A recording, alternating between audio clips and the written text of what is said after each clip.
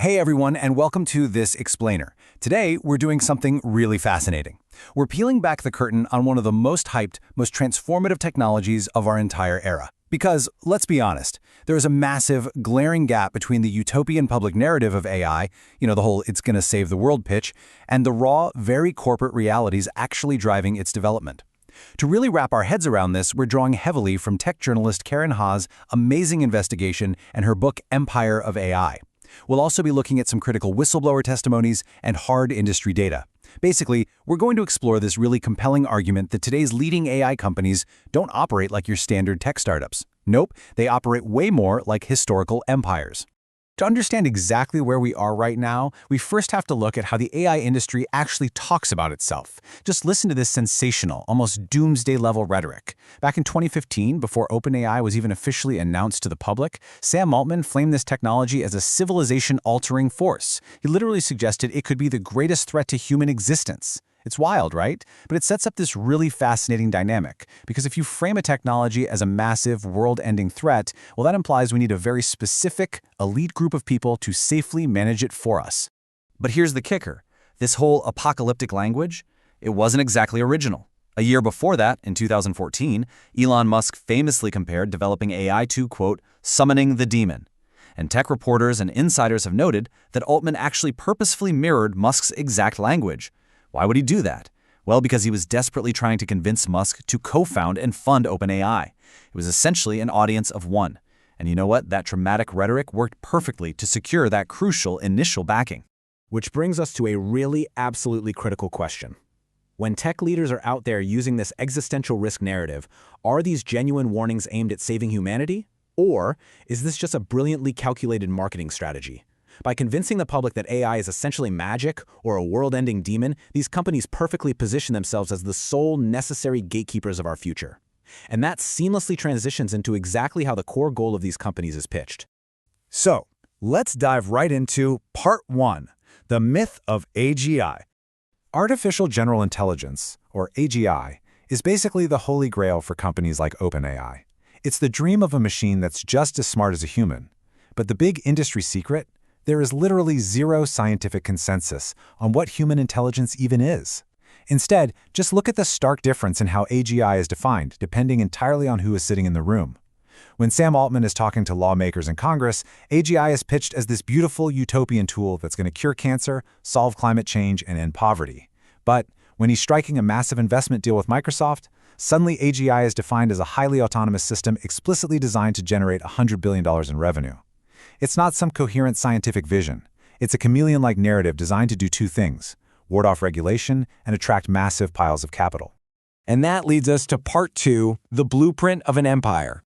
Tech journalist Karen Hao makes this incredible argument that these leading AI organizations just don't operate like standard businesses providing a fair exchange of value.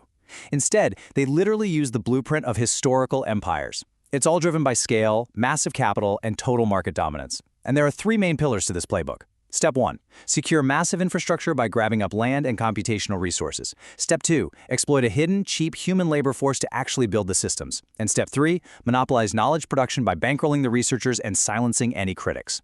Let's look at the sheer mind-boggling scale of that first step. $500 billion. That is the staggering estimated cost of Project Stargate, which is a planned supercomputer project involving OpenAI and Microsoft. Meanwhile, competitors are out there building facilities like the Colossus supercomputer down in Memphis, which houses 100,000 GPUs. These companies have basically all converged on this one idea, that they can simply brute force their way to AGI through sheer, massive scale. But all that brute force requires something else. It requires electricity, a lot of it. The environmental toll of this arms race is absolutely severe. Scaling AI to the levels these companies are aiming for could soon consume up to a fifth, 20% of all United States electricity. That's a massive resource drain, and it literally forces local communities to compete with giant data centers for basic energy and fresh water, which drives up utility bills and local pollution. And then, of course, there is the human cost. AI is constantly marketed to us as this magical, completely autonomous thing. But behind the scenes, it is heavily reliant on an invisible, vastly underpaid global workforce. We're talking about hundreds of thousands of contract workers in places like Kenya, Colombia, and the Philippines who are tasked with this incredibly high-stress data annotation. Often, they have to review highly graphic, traumatic content just to make the models safe for the rest of us. It's a dynamic that completely extracts value from low-wage workers to build machines that are designed to ultimately automate human labor. It's just widening the gap between the haves and the have-nots. Which brings us to part 3, the battle for control. So, what exactly happens when a nonprofit mission to safely build AI head-on collides with a multi-billion-dollar for-profit empire? Well, we saw the answer play out right in the boardroom of OpenAI. Tracing its chaotic evolution cuts through all the messy tech gossip and reveals this fundamental underlying struggle over power and accountability. See, they were founded as a nonprofit in 2015. But then they created a for-profit arm in 2019 to attract investor capital. Then, in November 2023, the board abruptly fired CEO Sam Altman. And yet, just days later, amidst immense pressure from mega investors like Microsoft and employee threats to quit, Altman was reinstated. But we have to ask, why was he fired in the first place? The independent board members, along with then chief scientist Ilya Sutskever, fired Altman over severe internal instability. Insiders reported this incredibly chaotic environment where Altman was allegedly pitting teams against each other and creating really deep divisions. On top of that, independent board members discovered Altman had actually set up a personal startup fund that was being portrayed as an OpenAI fund, which created this massive amount of deep mistrust. The board basically felt this level of manipulation and chaos was entirely unacceptable for a company that claims to be building world-altering technology. All right, let's move to part 4, silencing the whistleblowers. So what happens when people inside this ecosystem actually try to speak out against the chaos or the massive safety risks? Well, the empire has a very strict playbook for dealing with experts who dare to point out its flaws.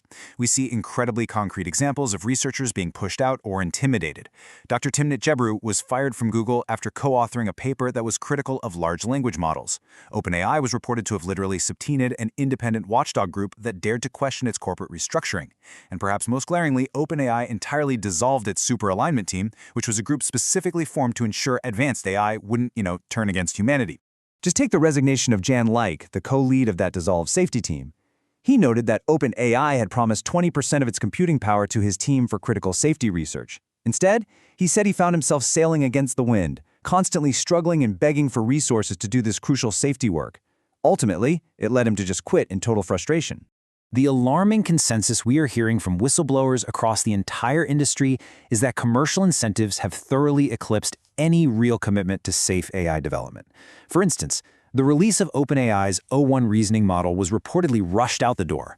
Publicly available model cards actually indicated that the final preparedness evaluations, the tests they run to make sure it doesn't have dangerous capabilities, were based on earlier versions of the model, not the actual final version they released.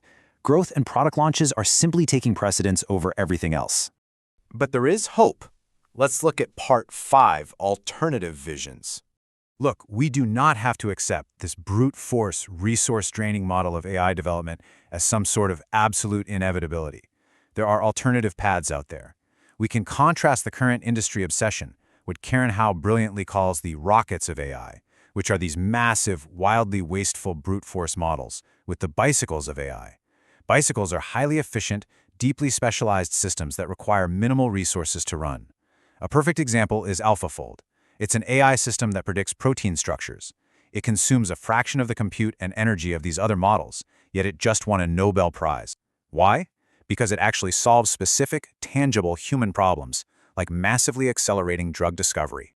This completely challenges the core philosophical assumption of the entire tech industry right now. Throughout human history, the whole purpose of technology has been to improve human flourishing. So we really have to ask ourselves, why is technological progress currently being equated with building massive, generalized machines that are specifically designed to replace and automate human beings? And you know what? People are waking up to this. There is a rapidly growing grassroots resistance to the AI empire's unchecked expansion. Polls are showing that 80% of Americans want the AI industry regulated. Artists and writers are out there actively suing over stolen intellectual property being used to train these models. Local communities are fiercely pushing back against these massive data center land grabs in their backyards, and workers are rightfully demanding a fair exchange of value for their data and their labor. Which leaves us with the ultimate question to chew on. The future of this technology isn't predetermined. It is absolutely a political and social choice. Will we simply surrender the future to a few tech billionaires ruling an AI empire, just allowing them to extract our resources and dictate our reality? Or will we push back, break up the monopolies, and demand real democratic oversight to ensure this wildly powerful technology actually serves all of humanity? The choice is totally ours. Thanks so much for watching this explainer.